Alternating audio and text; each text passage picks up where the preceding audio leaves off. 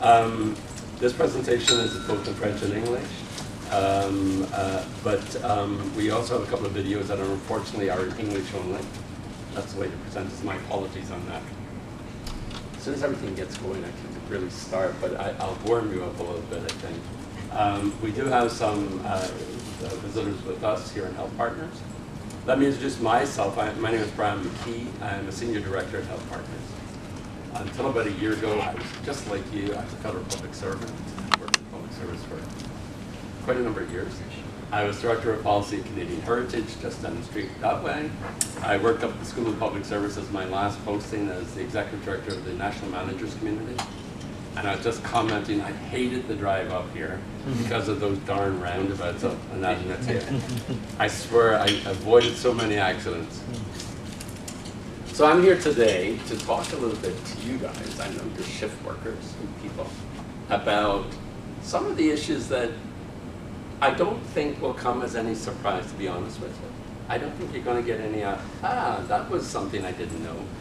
A lot of it is common sense. But there's some specific work that's being done on shift work and the particular propensity of shift workers to be more susceptible to certain chronic illnesses. But as soon as my thing gets going, let me launch into talking first of all in general about chronic illness. You're not going to get away without a 3-minute advertisement for Health Partners. We are one of the named charities on the GCWCC along with United Way, Health Partners, and Centre Ed. And we hope that you'll bear that in mind in September when it comes to deciding that you're going to donate to the campaign this year. And part of what we do is we come into workplaces and we give educational lunch and learns. And that's what this is today. So again, I'm trying to fill in my list. Hopefully, hey, voila, there you go. Are we good? Oh, okay. Brian, just want to mention what we represent. Yeah, I'm going to, that comes as part of the video. Oh, you're stealing his thunder, that's not good.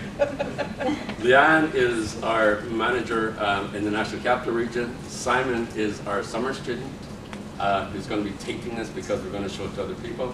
And we have our guest, Christine, from the Heart and Stroke Foundation, but I'm going to let her introduce herself after we make a presentation. You'll see it's going to be a nice 1-2 thing.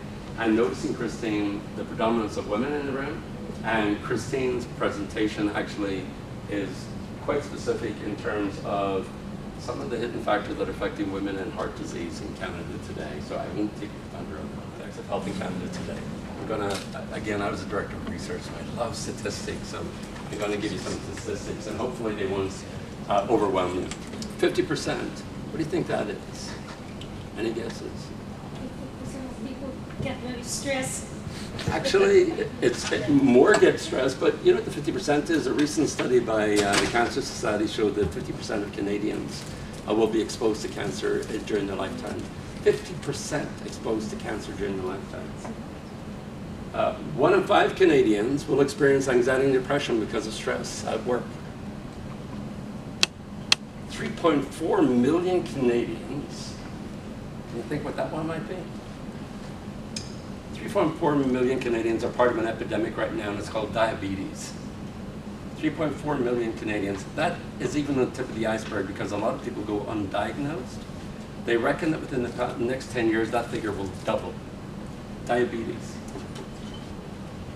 $51 billion a year is lost in terms of productivity through absenteeism and presenteeism.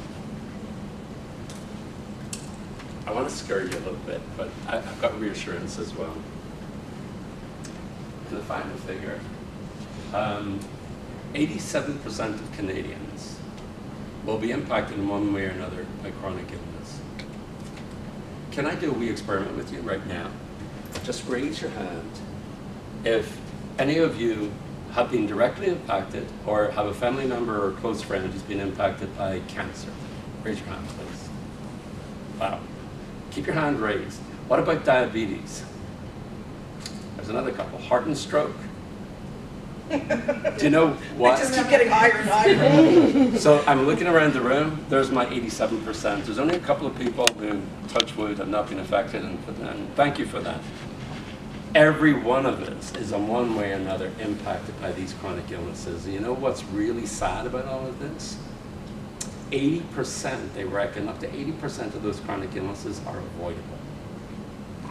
There's genetic factors which you can't go against. My family, it's heart disease. There's genetic stuff there.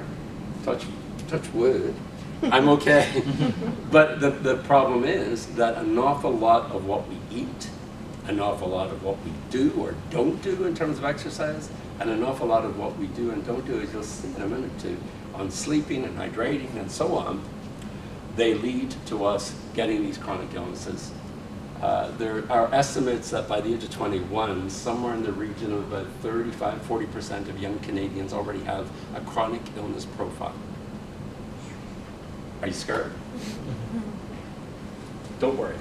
There's really good news here, and I'm going to go into that in a minute. Our organization was established 20 years ago, Health Partners, to fulfill les trois objectifs ici.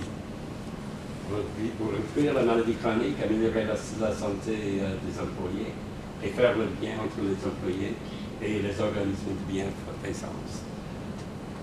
We then serve as a conduit between workers in the workplace and employers and 16 of the leading health charities in the country.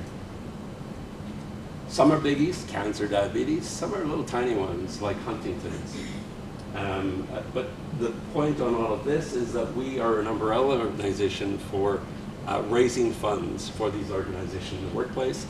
And thanks to people like you, $150 million has been raised through the GCWCC for Health Partners in the last 20 years. You know what? That figure's wrong, because just last year you raised another $8.1 million that goes directly to our charities, that develops research that can help people avoid disease and help, hopefully, find cures, educate people, and then offer support for those people who are undergoing the journey of cancer, diabetes, and heart and stroke, and so on. And believe me, in terms of the research, I'm not going into it in any great length, but in terms of what's happening, you should know that Ottawa is a leader in the world in terms of heart research. Ottawa is a leader in the world in terms of cancer research. If you develop breast cancer, you're up to 90–95% cure rates now. I chair a committee on cancer care for Ontario. It's an advisory committee. One of my members died in December. You think, oh dear, that's terrible. You know what? She saw that as success because when she was diagnosed with multiple myeloma 10 years ago, she was given 3 months to live. And then research found a way in which they could keep her alive with a good quality of life. She kept alive for 10 years. And in that 10 years, what she was able to do was to handle her grandchildren. You know what, folks? Your money did that. And that, I thank you all for that. That is amazing. You gave life where there was no life. You allowed someone to enjoy life.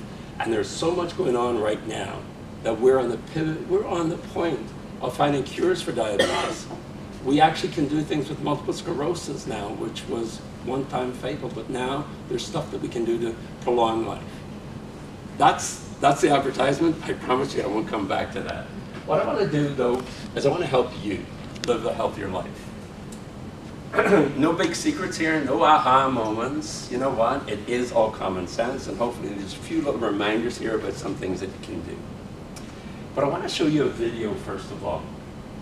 That is a terrible start for the video. I apologize. This is a brilliant Canadian researcher out of Vancouver.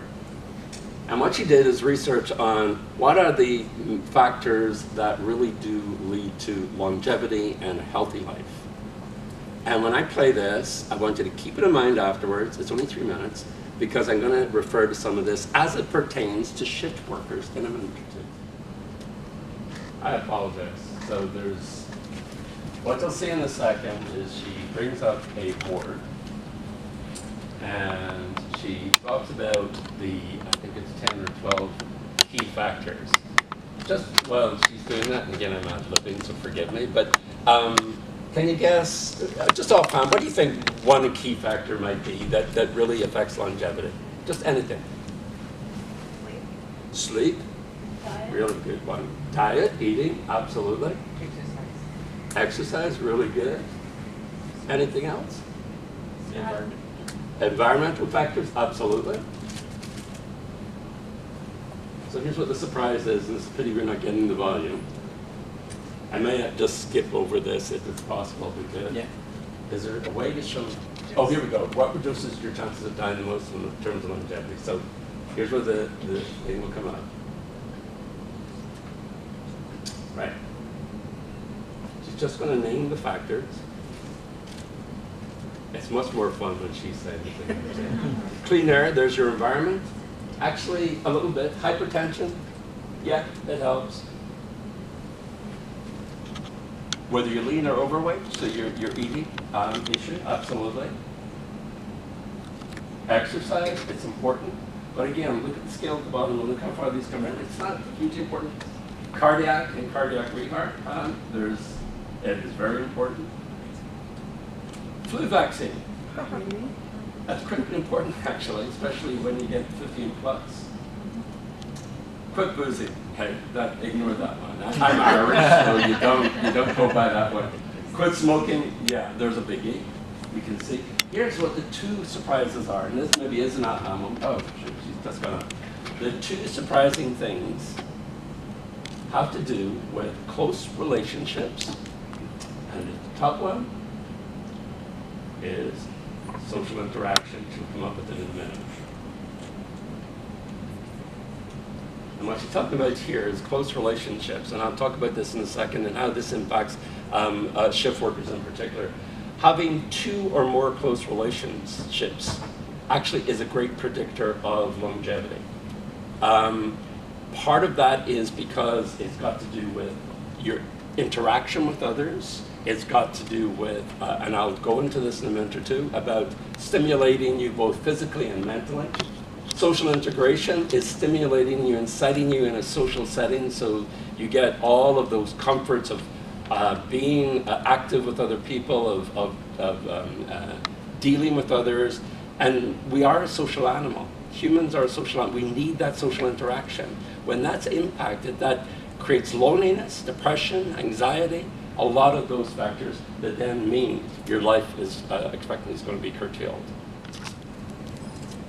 I think those last two factors are two factors that certainly I want to harp a little bit on at the very end of this presentation, because there are, as I'll show you, some studies that have been done on shift workers that show that you are more susceptible to lack of having relationships and having good quality relationships, and you're also more susceptible to not being able to have that social integration.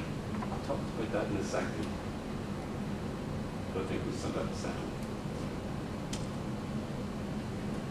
Maybe what we'll do is, if we could just skip the sound, we're fine. And I'll just go to the next. Yeah, I think that's right. Thank you. It's two, which is, when am I going to die? You're brilliant. Thank you. But as you will see, the answer is not what Right. makes. So I'm going on. I did that for you. She did better than me. You know what? You people are special, right? You know you're special. Here are 5 factors which the health research has shown that shift workers are more susceptible to. Et voilà, ça c'est les cardiovasculaires, métabolique, anxiety, depression, troubles du sommeil. So somebody mentioned sleep, right? And I'll come to that one because that is a really key one here. And Christine will get into the cardiovascular, but what I want to do with each one of these very quickly is I want to tell you what the problem is, and I want to tell you what the, let's call it the solution is. And what I want to do, every time I do this, I want to talk in terms of small steps. You know, I'm not asking you to change the world, I'm asking you to take small steps. And that's the little packages we've got here, explain our process for getting people on the right track.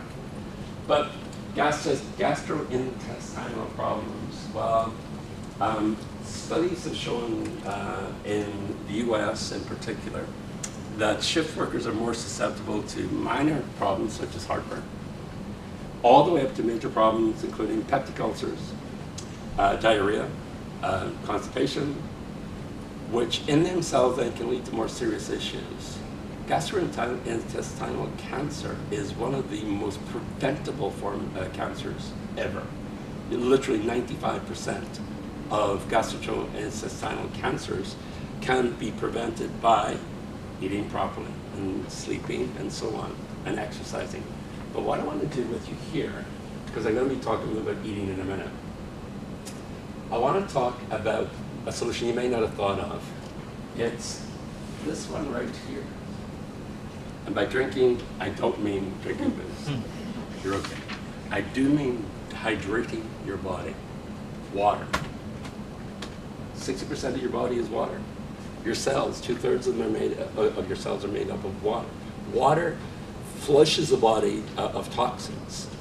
Water cleanses your body. Water, as we all know, is essential for life. And yet I can guarantee that almost everybody in this room, including myself, is dehydrated right now. The average woman is supposed to drink, I think it's 2.2 liters, which I think works out at 9 cups of water a day. The average male should drink 13 cups of water a day. I can tell you, I don't drink 13 cups of water a day. The power of water in helping your body function better cannot be underestimated. When you work as a shift worker, very often, particularly if you're working those odd hours that are later in night or overnight, there's a tendency to perhaps be, a little bit, the research shows, a little bit less diligent about drinking water, and you just grab a coffee to keep awake, and you caffeinate yourself. Well, caffeine, it doesn't hydrate you, it does the opposite. There's a tendency, because again, of varying shifts that people have to do, not to get into routines in terms of making sure that you hydrate yourself properly. But it's one of the easiest things to resolve. And how do you resolve it? I am looking at these 3 ladies here. I'm taking that this is water. No. They're honest. We've got an award winner right here. You've got water too, sir? Here's the 2 award winners. I think there's another one here. No? Perfect. 2 other. Excellent. That's the example you need. Carry with you some water. Carry it in a bottle or carry a dew bottle. Every workplace should have a water fountain. Most government workplaces, when I worked in government, did as well. Access it, use it, and so on. Water's boring. It can be boring to drink water. So flavor your water. Put a little bit of lemon in there. Me, I'm a big tea drinker. I love tea. But what I do is non-caffeinated teas, herbal teas. I advocate mint tea. Tell you why mint tea? You want to substitute for coffee? Coffee gives you an up. That's why people drink coffee. They want to feel awake at night. You're bored, you're working, and you're trying to keep awake. You drink coffee. Actually, coffee gives you an up and then it gives you a real bad down. Caffeinated, decaffeinated mint tea, herbal tea, actually stimulates the synapses of the brain.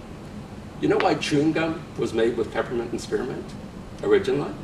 Because it actually stimulates you. It stimulates the brain. Before I ever used to go for a job interview, I would always drink 3 or 4 cups of mint tea, and you're zinging along. And I get hyper on coffee. I don't on mint tea.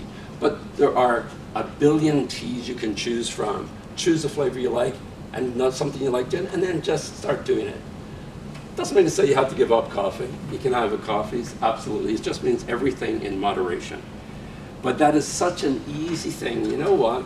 If you hydrate yourself properly, not only are you helping your body and your gastric functions, you actually can sleep better if your body feels hydrated and feels good. And you'll find when I talk, all of these things are interwoven. It's not just one thing, it's a combination of things that you have to take in mind.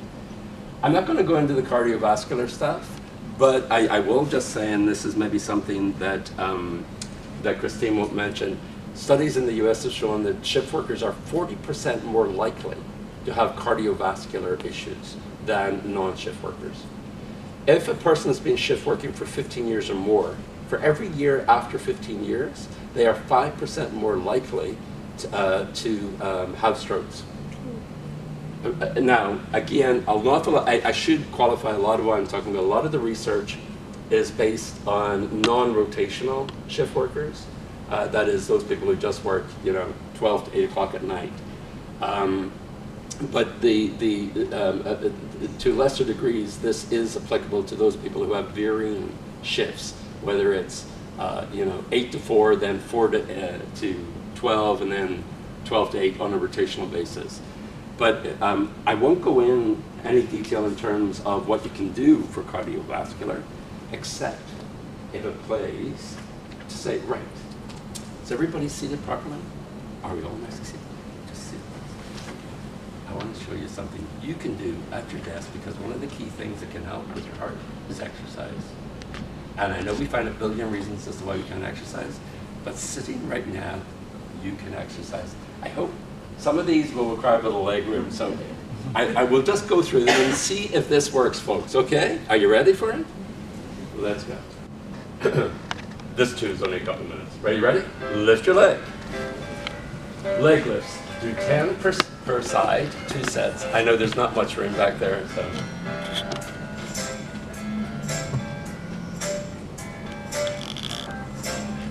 Sure.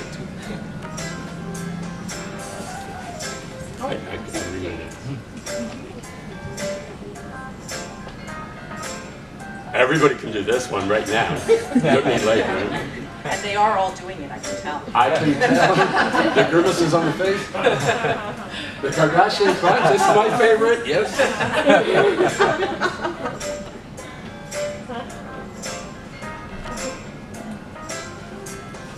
As you're doing this, one of the ways in which these exercises were developed is actually for people who are doing long distance traveling. Because of deep vein thrombosis and so on. But these are applicable. That was beginner. This is a very short intermediate. Your chairs don't swivel, but your chairs at work do swivel, right? Tell me you can't do this at work. Tell me you can't spend a couple of minutes doing this 2 or 3 times a day. Absolutely, why not? Have fun. This I like.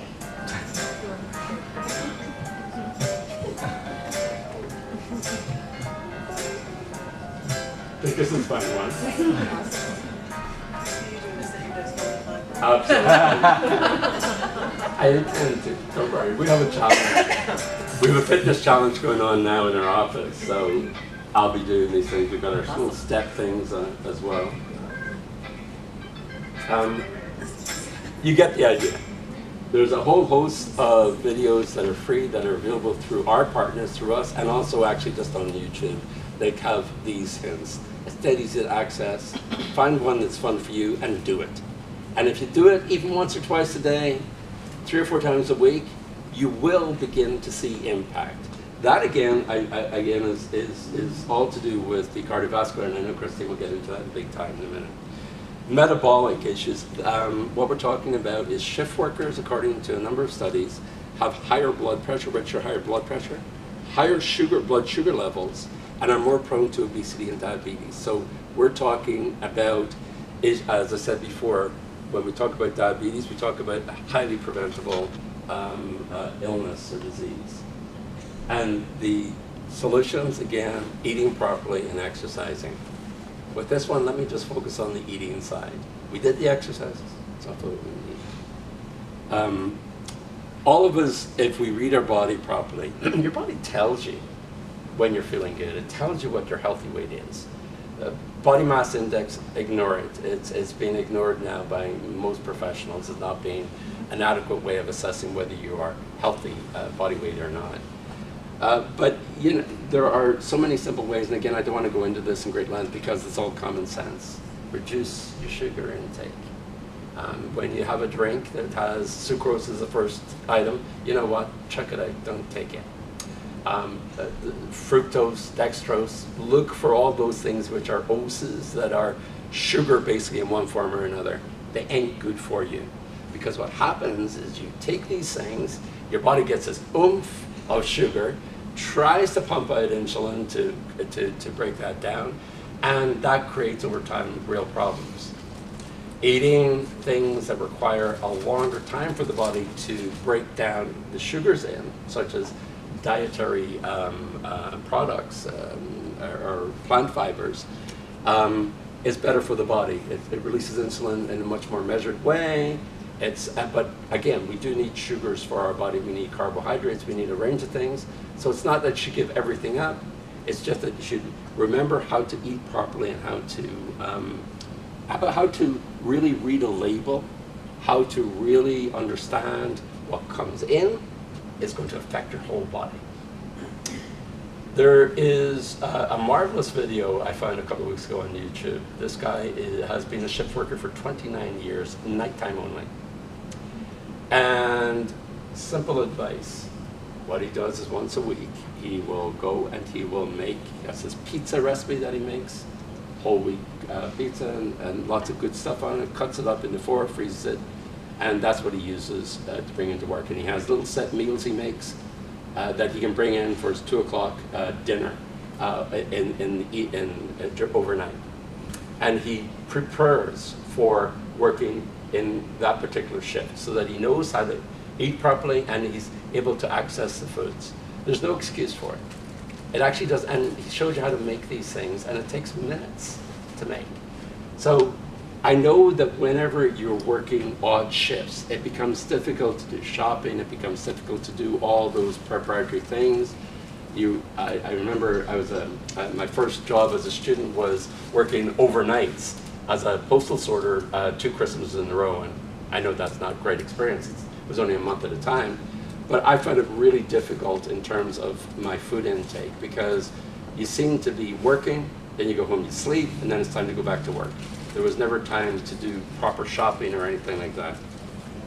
Again, over time, you learn to do that, but when you know that eating helps you, and I'm just aware of the time here too, so let me quickly just go on anxiety and depression. A 2007 study of shift workers showed that their levels of serotonin were lower than those who didn't work on shift. Serotonin is a brain chemical that really affects moods. And in fact, they found that shift work affects the brain chemistry in general. That means that you can be more susceptible because of physical or chemical reasons to have anxiety and depression. But what I wanted to emphasize on this one was much more the social side of things in terms of anxiety and depression. This is where, if you remember at the beginning of that video, she talked about social interaction. You know, when you're a shift worker, you've got a screwed up life. You know, you're out of sync with a lot of other people. That creates issues in terms of how you interact with those who are close to you, how you interact with others, friends, and so on. You know, the party that ended at 11 o'clock and when you're only getting off your shift at 12, that's not much fun for you because you missed the party. Those kinds of things make it really difficult. And so for shift workers in particular, what's really key is people often talk about work-life balance. I don't. What's really key is life balance. Work is just one component of life. Your family is another component. Your friends are another component. There's a whole host of things that you do that are part of your life, and getting a balance with all those things becomes critical. And as a shift worker, that's much, much more difficult.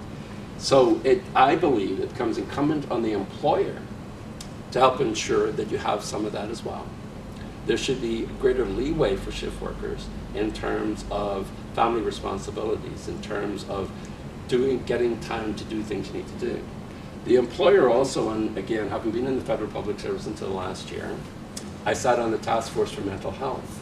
And I know that one of the key things that really makes life better for you is having a culture at work which is supportive. Having a culture at work which values you and which allows you to be able to feel that you're part of something, be able to feel that you're valued, to be able to feel that you can express yourselves. We have this logo at the bottom, me, you, we. that actually relates to a whole other presentation that we've got in terms of workplace and how you can look after yourself, how you can interact with individual others, and how as a team you can interact to make things better for everybody. Workplace is such a pivotal part in our lives. It has to be a happy place and a good place to come to. That makes common sense for the employer, but it makes health sense for you as well. Again, I'm cognizant of the time here, so I did want to get to sleep, and this was going to be my key one. Unfortunately, I'm not going to be able to do too much on it. But I want to leave you with a sleep hint. It is, studies have shown that sleep disruption for shift workers is much higher than for non-shift workers. There are real issues in terms of sleep patterns. 2007 study done by the National Sleep Foundation showed that shift workers got 6 hours or less sleep on an average. That they also had issues around getting to sleep and having good sleep, and we all know about REM and non-REM, that were seriously impacted by the fact that you do shifts and that you change shifts.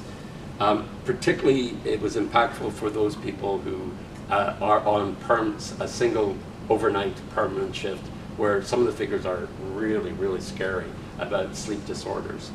So, what can you do? Among other things, you can not drink caffeinated drinks too close before you leave your shift. That helps a lot. Drink tea, drink chamomile tea, drink tea that helps you, keeps you in a nice mood. You can actually develop for yourselves a way of sort of toning down as you're going to be leaving work. And in a thoughtful workplace, what you can actually do. It works for Privy Council Office. These videos are available on YouTube, and she's allowing us to use them. She'll also come in person and demonstrate. Camille Labette Enragé, I love this. Folks, sit properly, again. Now, I don't know whether, can we hear the volume? Yes, please. You're going to need a tissue. You know why? A Kleenex? No, that's what everybody says. That you're going to breathe.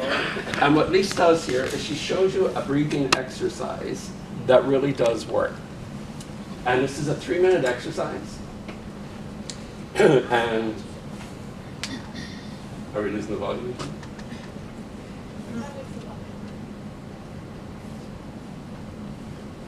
Again, this is 3 minutes. Sorry about this. Wait.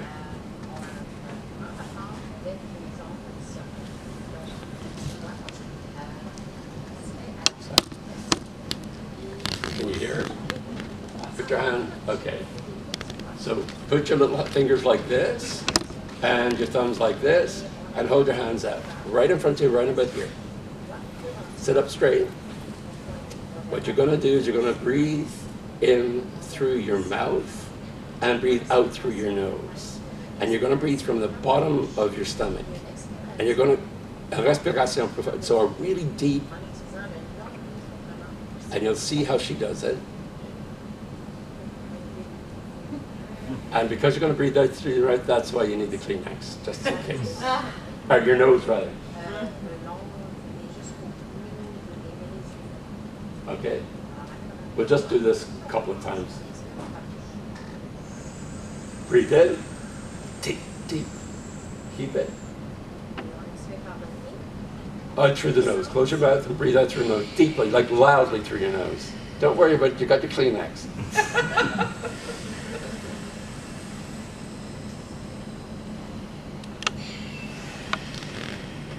Totally get rid of all that carbon dioxide. Encore une fois, one more time. Oh, I feel the Zen. Right.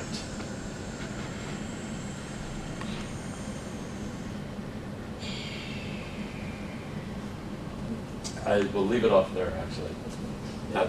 So, just that goes on for 2 minutes and 10 seconds. She does it about 10 times. And at the end of that, you are just like this.